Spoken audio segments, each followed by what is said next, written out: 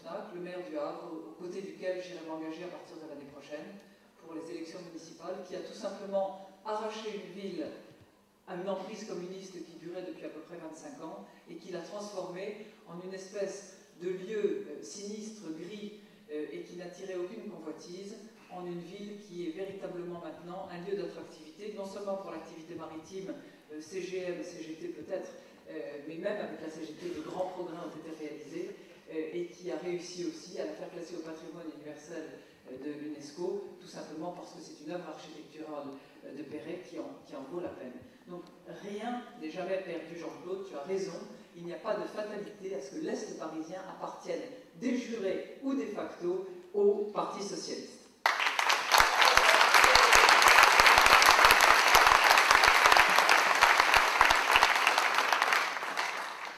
Alors, sur ce que nous, le gouvernement, nous allons faire et qui va avoir une importance pour nous tous et pour vous tous, eh bien, ça a été mentionné par toi, Raoul, tout à l'heure, il y a un certain nombre de projets qui sont déjà à l'ouvrage et que nous sommes déjà en train d'examiner en consultation avec tous ceux qui y ont intérêt. Et je voudrais en mentionner quelques-uns. Il y a 8 projets de loi qui sont déjà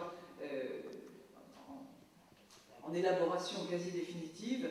Tu as évoqué celui tout à l'heure de la lutte contre la délinquance des mineurs, notamment en instituant des peines planchées pour les récidivistes, tout simplement parce que, eh bien, si des jeunes s'amusent à semer la terreur comme le font des adultes, eh bien, ils doivent être jugés aussi comme des adultes.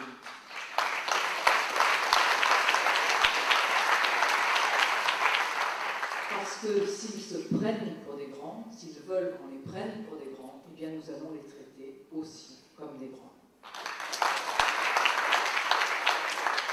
Deuxième dossier qui est extrêmement important et qui commence à faire aussi la couverture des presses diverses et variées, y compris les plus cyniques et les plus sceptiques. Vous pouvez les lire, on peut tous les lire, on sait à peu près toujours ce qu'ils racontent. Ce qui est important, ce n'est pas ce qui se dit ou ce qui se lit, c'est ce qui se fait. Aujourd'hui, nous avons donc ouvert le dossier des heures supplémentaires afin que ceux qui veulent travailler plus puissent aussi gagner plus. Et je sais qu'il y a certaines personnes qui, aujourd'hui, par exemple, passent leur temps à remplir des formulaires administratifs pour pouvoir toucher des allocations. Ce que l'on propose, c'est de faire en sorte qu'en travaillant, eh bien, ceux qui aujourd'hui passent du temps à remplir des formules pour toucher des allocations puissent avoir l'espoir de gagner plus qu'en percevant tout simplement des allocations. Et à cela, nous voulons donner un vrai travail. Pour le logement, Raoul l'a rappelé tout à l'heure, eh bien, nous avons mis en œuvre le chantier sur la déductibilité des intérêts d'emprunt pour tous les prêts immobiliers, tout simplement parce que la propriété, ça n'est pas un privilège. La propriété, c'est une façon, quelle que soit l'importance du bien dont on est propriétaire. Et je vous rappelle que dans le domaine, par exemple, du microcrédit, dans un certain nombre de pays émergents, on utilise la propriété pour ancrer les propriétaires, fussent-ils tout petits, ça n'a pas d'importance, mais pour les ancrer sur quelque chose dont ils ont la responsabilité, dont ils ont la charge, eh bien cette réforme-là, elle est en marche et nous l'amènerons jusqu'à son terme. Dernier point que je voudrais mentionner et qui me paraît très important, c'est celui de la justice sociale. Parce que tout simplement, nous n'hésiterons pas à introduire, chaque fois que c'est nécessaire, les discriminations positives qui permettront à tous ceux qui doivent prendre l'ascenseur social, comme tu l'as dit tout à l'heure, Jean-Claude, de pouvoir le prendre. Et à cet effet, eh bien, nous allons engager une politique de l'éducation prioritaire pour que tous les enfants de France puissent savoir au moins lire, écrire, compter et arrivent vers l'enseignement supérieur pour ne pas tout simplement être sur des filières de triage, mais puissent effectivement accéder à la culture, à l'ascenseur social qui leur permettra de s'épanouir. Nous allons également développer la pratique du CV anonyme et encourager la diversité le plus possible au sein même d'ailleurs de la fonction publique qui en a bien besoin. Alors, si je devais résumer en un mot, et pour que cette séparation d'entre moi et le dîner soit maintenant la plus courte possible, si je devais résumer en un mot notre programme, c'est celui de la responsabilité. Responsabilité de soi à l'égard de soi, qui consiste à se prendre par la main d'abord avant de tendre la main. Responsabilité de soi à l'égard des autres, parce que nous sommes chacun responsable du succès collectif. Et puis responsabilité de nous tous à l'égard de chacun, parce que l'obligation de solidarité, l'obligation consistante à aider ceux qui se trouvent sur le bord du chemin, eh bien c'est la responsabilité de nous tous. Promouvoir le mérite, comme nous y encourage le président Nicolas Sarkozy, ça n'est pas laisser au bord du chemin ceux qui n'arrivent pas à s'en sortir, ça n'est pas abandonner les laissés pour compte.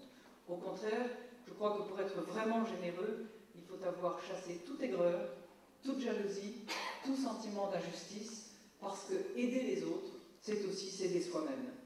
Respecter les autres, c'est aussi se respecter soi-même. Alors c'est vrai que c'était du bonheur d'arriver ici. Ça va être un soulagement pour la plupart d'entre vous qui avaient envie de dîner, de nous quitter. C'est toujours quand même une tristesse un peu de se quitter.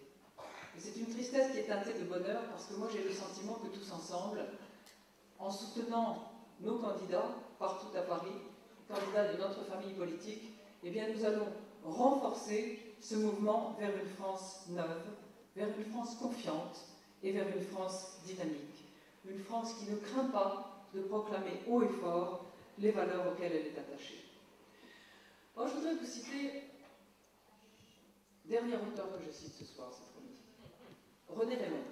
René Raymond, qui était un extraordinaire politologue et un très fin connaisseur de l'histoire politique française, qui nous a quittés récemment et dont je voudrais ici saluer la mémoire. René Raymond a fait une excellente analyse des différentes droites de France. Je vous les livre. La droite légitimiste, patriote, revendiquant les thèmes de l'identité nationale. Ça vous rappelle quelque chose?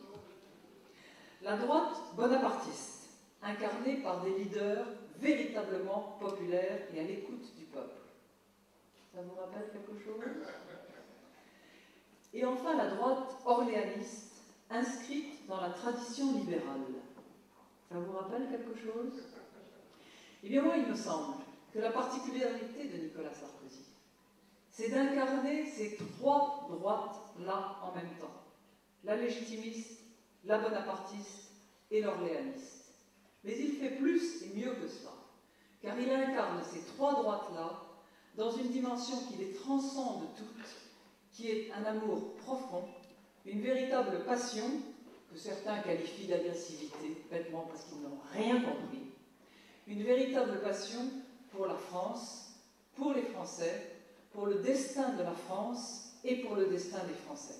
Et c'est parce qu'il est capable d'incarner ces trois dimensions de la droite, transcendées par l'amour de notre pays et l'amour des Français, que tous ensemble, nous allons pouvoir rendre possible ce qu'il a tellement bien indiqué pendant sa campagne présidentielle, ce qu'il a tellement bien mis en route dès le début de son quinquennat, et ce pourquoi, tous ensemble, élus, candidats, nous nous battons tout simplement tous les jours, toutes les nuits, et ce pourquoi nous avons tous ensemble voté dimanche. Votez nombreux, votez bien, merci.